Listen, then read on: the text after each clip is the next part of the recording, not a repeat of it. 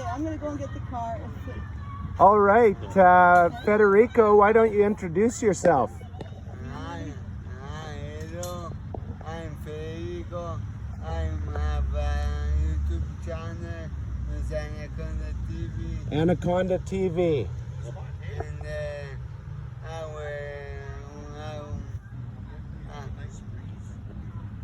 I will chat with Today with Coach Erin Coach Erins. of the Okotoks Fury under 12 girls baseball team, fast pitch team. Yeah. After the win. After the big win, 10-2 to finish the season off here. Okay. If you want, you can present you. Okay, introduce myself? Yeah. Yes, hi, I'm Coach Erin, and we're in Calgary today in Alberta, Canada, and I coach the U12 Fury team out of Okotoks. That's great. Maybe, Erin, could you provide a little background on yourself in athletics and how you became a coach? Yeah, absolutely. So I grew up playing sports since I was quite young. Introduced to fastball when I was maybe 8 years old, and so that was my sport. I loved it. I played competitive softball or fastball until I was 22 years old. And just in the last few years here, I've started coaching myself, coaching my daughter's team. And did you go through post-secondary with it? I played competitive when I was in university, but I went to university for kinesiology. So I have my Bachelor of Kinesiology, so learned a lot about physiology and sport, and I ended up working in the Canadian sports system with national and Olympic teams for about 6 years. Great. Well, Federico, you've got quite a person to interview here today. Do you have some questions for Erin? Yeah. What do you do for a living? So I'm a professional certified coach for leadership. So I train business owners, entrepreneurs, executives, managers in leadership skills. And why do you do this? Because I love it. I love it a lot. And I see that everyone can become a better leader. And when we have great leaders, we then have better businesses, we have better communities, people become better parents, better friends, better partners when they have those skills. So I love what I do. What did you want to do when you were a child? Yeah, so I wanted to be a doctor. I wanted to be a professional baseball player. I thought in my mind when I was a little kid, when I was 8 years old, I thought I wanted to be the first female Major League Baseball player. Oh, wow. Which is your mentor to you do this work? Who is your mentor? So I don't have just one. I've had lots of great mentors in my life. One that had a real impact on the way that I show up in the world. I was in my mid-20s and I met a woman who ran a charitable foundation. She ran a charity all over the world, and she was just, she just decided one day to sell what she had to say about how people can make an impact on the lives of others, and about how to recognize when people are ready for support, when they're ready for change, how to give people a hand up versus a handout, versus just providing money, that you can actually make a bigger difference in people's lives by doing other things. So she really changed the way that I thought about how I could make a difference in the world. Nice question. Which is your animal? Which animal that presents you? Which animal is your superpower animal? Yeah, you know what it is? It's a red-tailed hawk. And I actually have a feather tattooed on my arm of the red-tailed hawk. And I have a question from over here in the peanut gallery. Sure.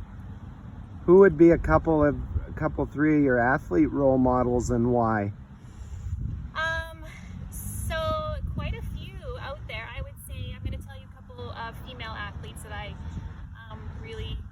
admire and was inspired by. So when I was working in the national sports system, I really looked up to athletes like Clara Hughes, Christina Groves, women like that.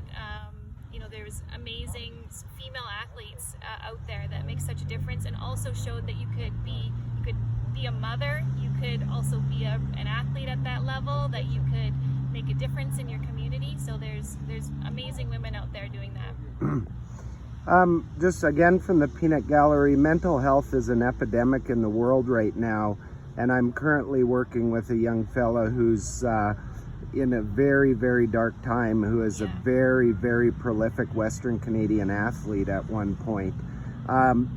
We have parents that are hoping and cheering for their kids at all these baseball games, but maybe speak a little bit about the likes of the fella I'm working with, Clara. I think we can mention, because she's been with Bell Let's Talk and been very outspoken about it. What's the best way to handle the first 5 years in sport with a child, in your opinion? Well, I mean, there's a big answer to that, but number one, it's just for your kid to have fun.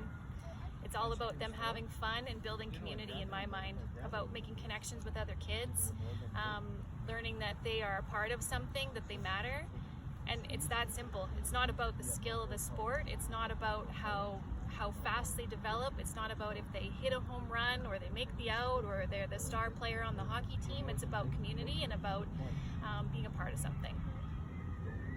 Yeah, that's interesting, because a fella I golfed with growing up was a mediocre golfer when I was really good, and I had a horrible head on my shoulders, and he ended up at about 19 or 20 shooting a world record 25 on the Carmody golf course after not even being really great as a kid.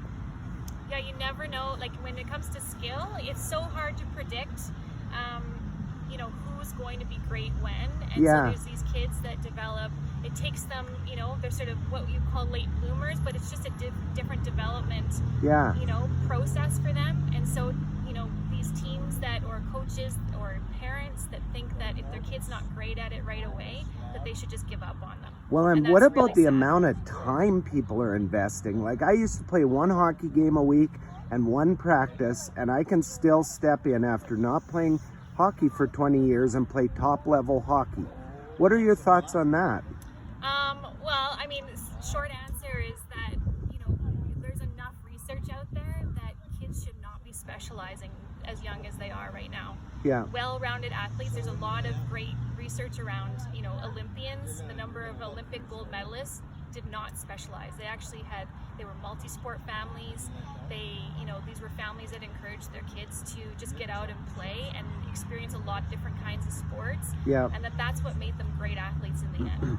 Yeah, because with my golf, I had burnt myself out by 15 years old, and then I went and started getting into a whole bunch of trouble for 3 years in high school because I had no interest in it anymore. And it wasn't my folks or my grandparents or anybody. It was just I'd burnt myself out. Yeah, well, and I think that's a major thing about girls in sport, and it's right around this age between like 12 and 14. Such a critical time with self-confidence and. Because again, it's like this focus on skill and versus about community. About these girls need to belong to something, feel like they're always welcome. It's not about who's the best on the team. It's about being a part of a team. Yeah. Federico, do you have any other questions for Coach Erin?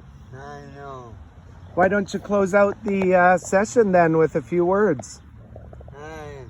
If you like this video, subscribe on the channel. How much like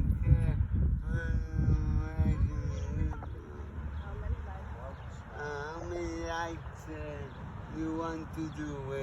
How many likes does Coach Erin want out of this? Because this applies to every parent on earth, doesn't it? Every parent on earth could listen to this interview. All Canada will watch this video. That's right, especially Patrick Anderson in Turkey. You want to say a shout out to Patrick? No. Okay, signing off from Southwest Calgary.